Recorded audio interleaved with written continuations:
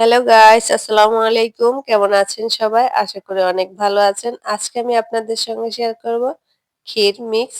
এই ক্ষীর মিক্সটা ছোট বড় সবাই জন্য খুবই স্বাস্থ্যকর এবং হেলদি একটি খাবার।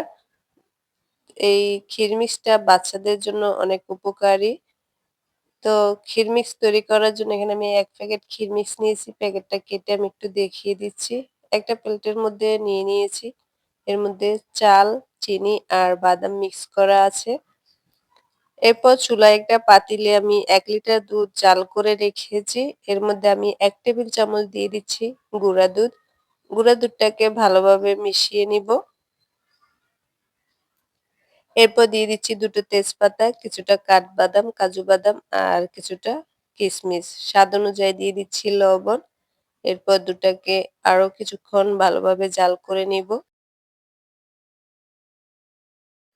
এ পর্যায়ে দিয়ে দিব চাল, চিনি, বাদাম মিক্স গুলো দিয়ে অনবরত নেড়ে দিব যাতে পাতিলের তলায় লেগে না যায়। এ পর্যায়ে আমি তেজপাতাগুলো তুলে ফেলে দিব। তেজপাতা শুধু আমাদের ফ্লেভারটাই প্রয়োজন ছিল। খুব সুন্দর একটা ফ্লেভার এসেছে। এজন্য তেজপাতাগুলো তুলে ফেলে দিচ্ছি। এরপর অনবরত জাল দিয়ে এই খিরমিক্সটাকে আমি রান্না করে নিচ্ছি।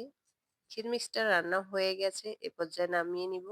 এখানে আমি একটা সার্ভিং বোল নিয়েছি। এর মধ্যে নিয়ে নিচ্ছি। খিরমিক্সটা আমি একটু পাতলা রেখেছি কারণ এই খিরমিক্সটা ঠান্ডা হলে অনেকটা ঘন হয়ে যাবে। এ পর্যায়ে আমি কিছুটা জাফরান, কাজু বাদাম, কাঠবাদাম আর কিছুটা পেস্তা বাদাম ছড়িয়ে দিচ্ছি।